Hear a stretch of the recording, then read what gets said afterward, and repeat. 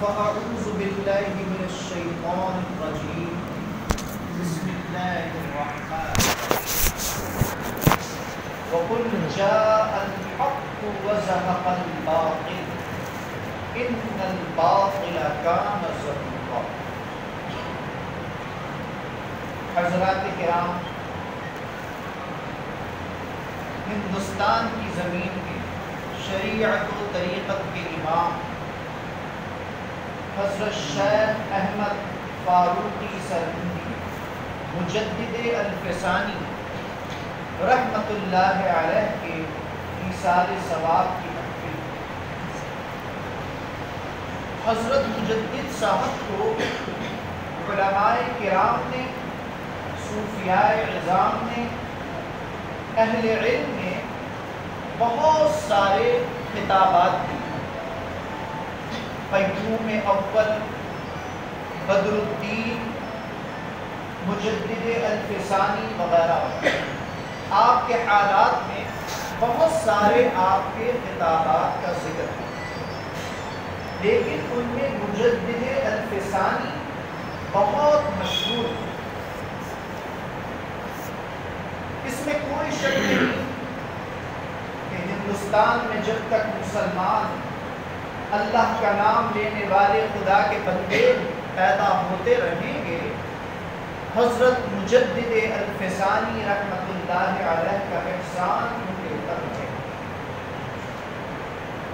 اگر اس وقت حضرت مجدد صاحب کوششیں نہ کرتے اور اکبر اور جہانگیر جیسے بڑے بادشاہوں کے مقابلے اسلام کی خاطر نہ آتے تو شاید آج تک اسلام ہندوستان میں موجود نہ ہو، اور بڑے بڑے علماء صوفیاء جو پیدا ہوئے آپ کے بعد وہ شاید پیدا نہ ہو، کیونکہ اکبر جس دین کو لے کر چلا تھا اور اکبر کی دیکھا دیکھی اس کا بیٹا جہانگیر بھی اسی راستے پر جس طریقے سے قائم تھا، اگر حضرت مجدد الفسانی رحمت اللہ علیہ آواز نہ اٹھاتے تو دین اسلام کا پرچم خدا نخواستہ گر جاتا۔ جس وقت آپ کی پیدائش ہونے والی تھی تو آپ کے والد ماجد نے یہ خواب دیکھا، چونکہ آپ کے والد واجد بھی اپنے وقت کے بہت جید عالم دین، بہت بڑے علوم عقلیہ اور نقلیہ کے ان کے حالات میں لکھا ہے وہ عالم اور سلسلہ چشتیہ کے کامل بزرگ، تو انہوں نے یہ خواب میں دیکھا کہ ساری دنیا اندھیرے میں ڈوبی ہوئی اور خطرناک جانور، درندے، چیتے، بھیڑیے، بھالو، ریچھ، کیا وہ سب ہیں اور لوگوں کو، انسانوں کو مار رہے ہیں، ان کا خون چوس رہے ہیں۔ اسی دوران ان کے سینے سے ایک نور کی کرن نکلتی ہے اور اس نور کی کرن میں ایک تخت نمودار ہوتا ہے اور اس تخت کے اوپر ایک نورانی شکل کی بزرگ ہستی بیٹھی ہے اور وہ تخت آن کر رکھ جاتا ہے۔ آسمان سے فرشتے ملائک اترتے ہیں اور اس تخت کے آس پاس ادب سے ہاتھ باندھ کر کھڑے ہو جاتے ہیں۔ وہ ہستی اشارہ کرتی ہے اور وہ نورانی مخلوق، وہ فرشتے ان درندوں کو، ان بھالوؤں کو مارنا شروع کر دیتے ہیں اور سب کو مار کر ختم کر دیتے ہیں، اور جب تمام درندے مر جاتے ہیں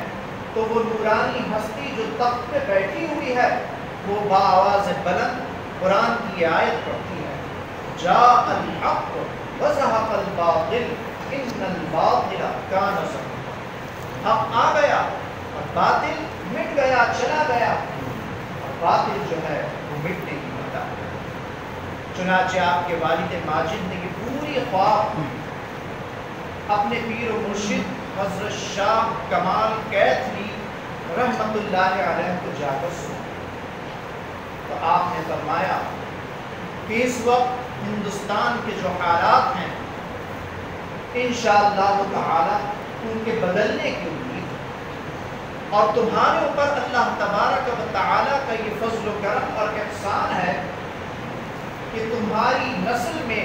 تمہاری اولاد میں اللہ تعالیٰ ایسے بندے کو پیدا فرمائے گا کہ جو اکبر بادشاہ کی پیدا کی ہوئی تمام خرافات کو میٹ دے گا اور ختم کرے گا، اور ہندوستان میں دین اسلام کو پھر سے چمکا دے گا۔ چنانچہ حضرت شاہ کمال کیتھلی